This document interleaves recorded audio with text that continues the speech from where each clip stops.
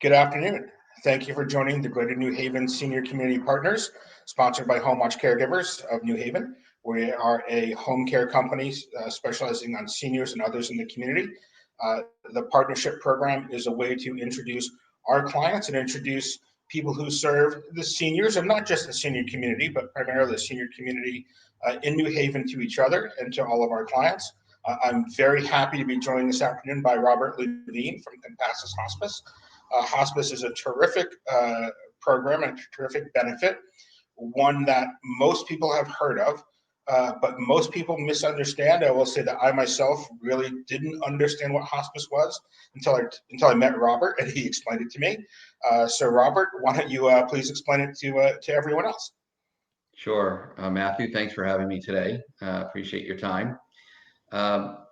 Hospice, generally speaking, is end-of-life care. It is not giving up. It is not a death sentence. It's not anything that is not expected. So the definition of hospice is you receive some sort of a, a diagnosis, I'm sorry, from your caregiver or your primary care physician, with the expectations of your life expectancy to be 6 months or less. When that's determined, there needs to be reasons that your life expectancy is that. So it could be a diagnosis of a disease, cancer, any sort of cancer, failure to thrive in many different ways. So from a clinical perspective, when you're diagnosed with a life expectancy of 6 months or less and a reason that would show that, that's when you qualify for hospice services. Great. And can you describe a little bit about what those services are? And the big one is who pays for this? And because I think a lot of people are concerned that hospice becomes expensive. Sure. No, it's a great question. And certainly once you understand what hospice is, then the hospice benefit itself is the most important piece that these folks can take advantage of. Hospice care is a Medicare benefit. So anybody that qualifies for Medicare or Medicaid qualifies for hospice. And when I say qualify, I mean does not have to pay. The government will pay for it. CMS, the Centers of Medicare and Medicaid Services, will pay all expenses and all services for a patient or a resident in a facility for hospice services. What that's going to include is nursing care, any sort of special equipment, whether it's a bed, an electric bed, a wheelchair, a walker, specialty cushions, things that are there to make you comfortable.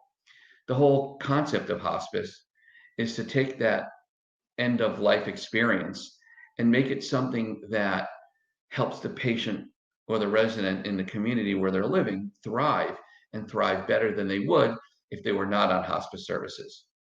We offer, or any hospice that's registered with the state offers social services, a chaplain, nursing, different types of social workers, volunteers, aides, people just to come in and keep you company if that's what you're looking for. What we do at Compassus Hospice is we devise a care plan based on the needs of not just the patient themselves, but of the family and their caregiving situation. Again, whether you're in a community, you're in a nursing home, you're at home, you're in a hospital, an assisted living, wherever you live, hospice services can be provided and fully paid for by the state. So I mean, I have two big takeaways from that. One is this is free, if you will. I mean, if you qualify for Medicare or Medicaid, this is a service that is yours by right, correct? Right. And the hospice service is much more than just a nurse coming in. It is all the things that you mentioned. It is equipment. It is physical care. It is mental care. It is emotional care. It is spiritual care. It's a very comprehensive service and benefit. Right. And even though we will take care of residents in the hospital, in a nursing home, and in their home, anywhere where they live, most situations are people want to go home. They want to be in their own house. So, for example, if someone is on hospice services with us and they have to go to the hospital or they have to go to a short-term rehab for some situation or an adverse event, we will follow them there. They will never lose services. So our team follows them wherever they are. But at the end of the day, they'd like to be home. So in many cases, we'll get a referral from the hospital themselves, a nursing home. When the patient gets discharged to go home, that's when our services can take over. We do work in conjunction with private care agencies who can bring in over and beyond care. If the families would prefer 24-hour care or extra care, something maybe that is not necessary but wanted and preferred, they're able to stay on the hospice benefit being paid completely by the government and still have private aids if they so choose so. With our company, Compassus, we're the 7th largest in the country, although our local offices all act as though they act as their own company. So with the strength and the backing of a large company, we all still have that quote unquote mom and pop feel to our local agencies here in Connecticut. We do cover most of the state as far as being able to get our team out to see the residents and the patients themselves.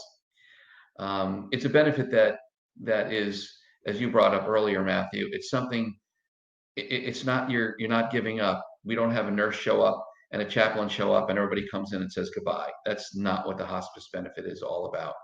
The hospice benefit is to take an individual who is no longer interested in chemotherapy. They're no longer interested in these heavy drug regimens.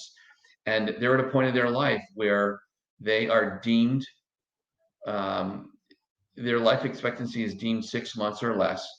And our company then can come in and devise a care plan to make them as comfortable as possible. And that could be walks in the park. It could be taking them out for a car ride, taking them and sitting by the water and fishing.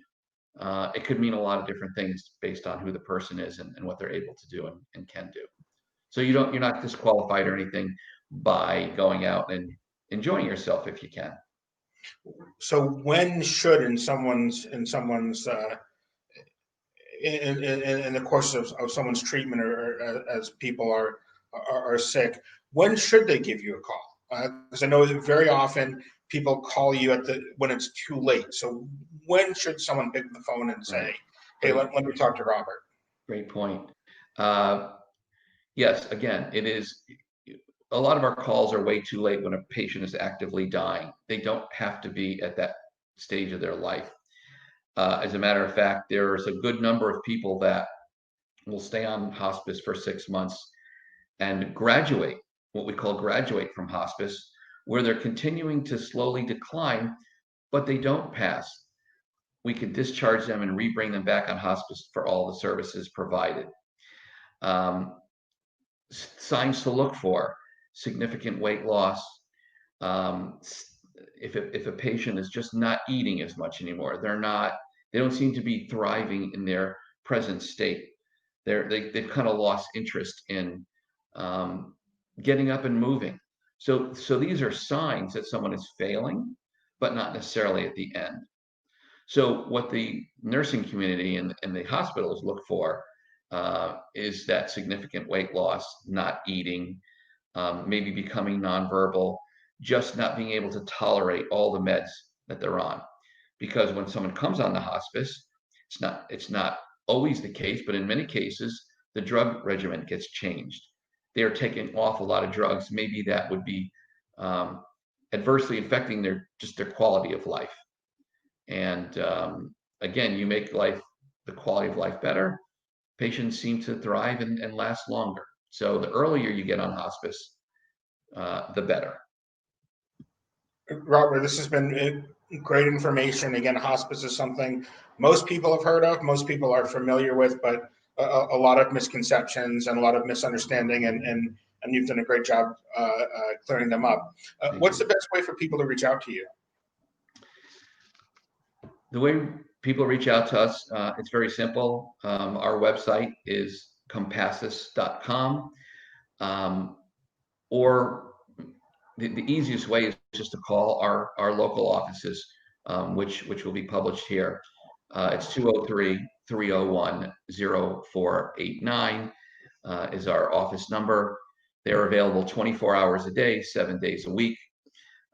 We have a fax number as well. A lot of our communities and facilities send in a fax sheet with a diagnosis on it.